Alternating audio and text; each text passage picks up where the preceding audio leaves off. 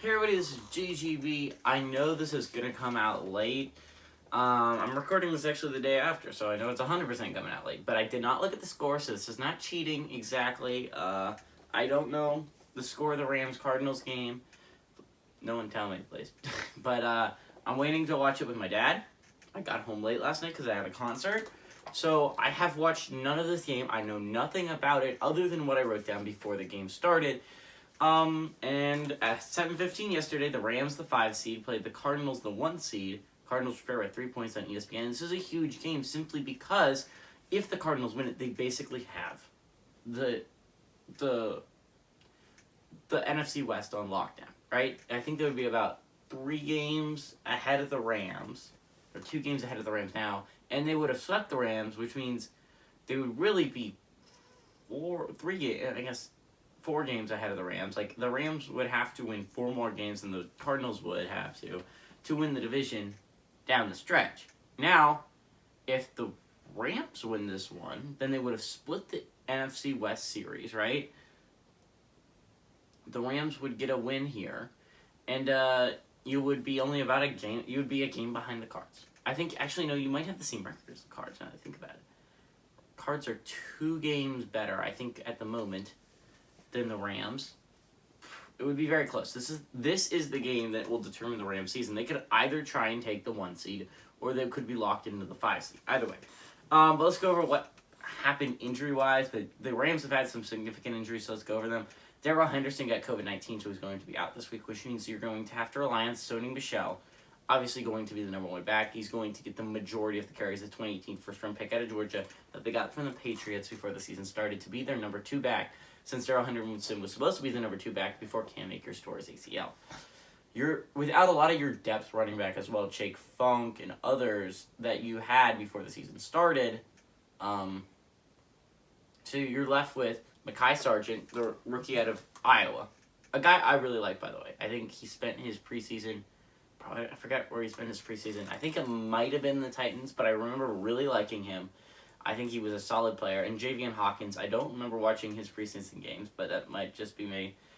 Also, on the COVID-19 thing that really hurts the Rams a lot this week, you lose tight end Tyler Higbee. And if you're talking about one of your better threats offensively, you're losing Darrell Henderson and Tyler Higbee. It really only relieves Sony Michel and your wide receivers. Because behind Tyler Higbee, it's not like last year where they had Gerald Everett to play. You are falling to Kendall Blanton, second-year player out of Missouri. Don't know who he is. Bryson Hopkins. I remember the name. He was a 2020 fourth-round pick out of Purdue. I do remember the name. He was pretty solid at Purdue, so we'll see if he actually makes an impact in this game. And then Jared Pinkney, the second-year player out of Vanderbilt. Again, don't really watch Vanderbilt that much, so wouldn't know if he was any good or not. Center Brian Allen, he had a knee injury, so he's doubtful for this game, which means Coleman Shelton, the fourth-year player at Washington, is going to take his place. And right tackle Rob Havenstein, again, a victim of the COVID-19 outbreak. So you're going to have Bobby Evans, the 2019 third-round pick out of Oklahoma, take it over for him. Now, I know this injury has been there a while, but I feel like it's the notable one that I should mention every time the Rams play. Sebastian Joseph Day, one of their best nose tackles, had a pectoral injury. He's on IR until at least week 17, which means they got to survive until he gets back, which means Greg Gaines, 2019 fourth-round pick out of Washington, and Bobby Brown, the 2021 fourth-round pick out of Texas A&M, is going to have to hold down the fort at nose tackle. Left outside linebacker, you're going to lose your number 2. You're going to lose your number 2 left outside linebacker. Maybe the back injury is questionable for this game. If not, obviously Leonard Floyd is still the number 1 left outside linebacker, the 2016 first-round pick out of Georgia. He's a pretty good player. And then behind him, so this is the guy that would take up the number 2 spot, is Obo Okoronkwo. He's a 2018 fifth-round pick out of Oklahoma. So it's going to be kind of interesting to see how he would fit into that Terrell Lewis role. And then Jameer Jones is going to become the number 3 left outside linebacker if Lewis can't go, second-year player at Notre Dame. At right outside linebacker, you got Traven Howard. That's her. He's the number 2 right outside linebacker. He's a hammy injury on IR until at least this week, so we'll see if he came back. Troy Reeder is a fourth-year player out of Delaware.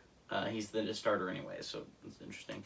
At cornerback, you had quite a lot of injuries that really kind of hurt. Obviously, Robert Rochelle has been hurt a little bit. He's on IR until at least week 17 with a chest injury, but you were looking pretty solid outside of that until the COVID-19 outbreak hit, and Dante Dion and this is the one that hurt the most. Jalen Ramsey both got COVID-19, which leaves you with you have a number one corner still starting. So that is the good news of this situation. I know you lose Jalen Ramsey, but you don't lose Darius Williams, the fourth-year player at UAB. The real question is who steps up after. Now, it's probably going to be David Long, 2019 third-round pick out of Michigan. But you also have on the roster two other corners, Kareem Orr, the third-year player out of Chattanooga, and Grant Haley, a fourth-year player out of Penn State. So on the Cardinals side of things, I know this is not exactly a new injury, but it's an injury I should mention. Chase Edmonds had an ankle injury. He's on IR at least until next week. So James Conner stepped into the number one role by himself, 2017 third-round pick out of Pitt. Obviously, James Conner's been having a phenomenal year, but it's kind of been nice to have Chase Edmonds along with him in the backfield.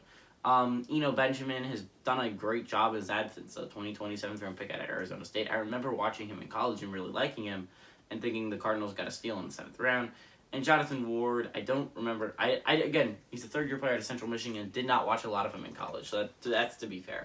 But I don't think he's all that great from what I've seen in the NFL. Tight end-wise, I know this is not exactly a new injury as well. Max Williams had a knee injury out for the year. David Wells had a hand injury. He might be back for this week. But if not, you're going to be starting anyway. Zach Ertz, 2013, second-round pick out of Stanford. You traded for him for the Eagles about midway through the season. He is a phenomenally good player and a player that definitely helped you. It's going to help you down the stretch of the season. Demetrius Harris is more of a blocking tight end. This is his role on the team, 9th-year player in Milwaukee, and Darrell Daniels, 6th-year player to Washington. You're not going to get a lot of production from him. And if Zach Ertz goes down, you're in a world of hurt. Left guard, you got Justin Pugh that might be out with calf injury. That's questionable for this game. That would really hurt this Cardinals team. Sean Harlow is a 2017 fourth-round pick out of Oregon State. He would be the backup for this team. This is, again, not new injuries, but you also are without J.J. Watt. It was a shoulder out for the year, and Jack Crawford, who's out for the year with an undisclosed injury. So you're going to end up starting on defensive end Jordan Phillips, 2015 second-round pick out of Oklahoma, and Zach Allen, 2019 third-round pick out of Boston College, and people who will be in the rotation, Jordan Phillips, 2015 second-round pick out of Oklahoma. 2019 seventh-round pick out of Temple, and Leaky Fotu, 2020 fourth-round pick out of Utah. And at nose tackle, you have Zach Kerr, that's going to be out with a ribs injury for this game. So Corey Peters is going to step into that one-roll 2010 third-round pick out of Kentucky, and Rashard Lawrence is going to be the number 2 with 2020 fourth-round pick out of LSU. Left outside linebacker, you're going to lose your number 3 probably, and Kylie Fitz is a concussion. He's on IR for that concussion, which is kind of odd, but okay. Chandler Jones, obviously been a phenomenal player this year. He is an insanely good player. 2012 first-round pick out of Syracuse. He's been great so far this year. He's been a major reason why that linebacker core is a major reason why the Cardinals are so good this year, and he's one of the big reasons why. Dennis Gardick is back in about 5th-year player at Sioux Falls. Left inside linebacker, you lose Zeke Turner with the shoulder injuries out for the year. It doesn't really matter. He's more of a depth player. Anyways, you still have a great left inside linebacker position. You got Jordan Hicks, obviously 2015 third-round pick out of Texas. He's been playing phenomenally well this year. And then you have your rookie 2021 first-round pick out of Tulsa. I mean, the linebacker group for this team is insanely stacked. And then finally, the right inside linebacker injury, I got Tanner Vallejo. He's on IR for an injury until next week, but it doesn't really matter. He's more of a depth role. Anyways, again, that's what most of these linebacker injuries are. Luckily, they have not had a significant linebacker injury so far. The starter for the right inside linebacker is Isaiah Simmons, 2020 first-round pick out of Clemson, who's also been having quite a breakout year for this Cardinals team. And then backing him is going to be Joe Walker, 2016 7th-round pick out of Oregon. They've had some free safety injuries. This is more of a depth role. Again, Budda Baker, 2017 second-round pick out of Washington, is going to start. But these are more like backup roles, so it's going to be interesting. And special teamers to see how they do on that side of the ball. Charles Washington has a hamstring. He might come back for this week. He was put on IR till at least this week, so let's see if that happens. And James Wiggins has a knee injury. He's on IR until at least week 16. She's no chance you're getting him back. So you have Budda Baker obviously starting, and then Chris Banjo, the 9th-year player at SMU. He's made his career really being a special teamer. It's going to be interesting, though, if Budda Baker goes down, how Chris Banjo is going to be able to handle it. What do I think about this game? It's just like if you look at the injuries for the Rams, they have so many crucial parts of the defense. You're talking about leaders. I mean, you're losing Darrell Henderson, who is your leading rusher for the year. He's been your only solid back. Now, Sony Michel has stepped in at certain times, and we'll see how that holds up. But Darrell Henderson has been far and wide a huge part of the offense, and so is Tyler Higbee. Tyler Higbee's been a heartbeat of this team. Outside of Cooper Kupp, I can't really name a more productive player. Has been doing a great job. Tyler Higbee has become the number 2 go-to guy outside of Cooper Kupp, and it's just gonna really hurt not having him on the field, especially since you don't have a tight end behind him like Gerald Everett last year, where you could just throw it to Gerald Everett and he could still make plays. Rob Havenstein's also a huge loss for this team. He's obviously been a tight offensive tackle in this league a long time, and not having him is going to really hurt this team. And then obviously losing Jalen Ramsey, just a shot to the head, because he is the heartbeat of that Rams defense. Aaron Donald's really going to have to step it up, especially with the corner situation going on.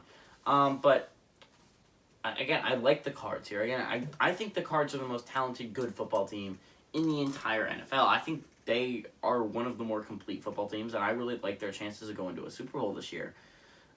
They have an elite offense, and their defense is really, really good as well.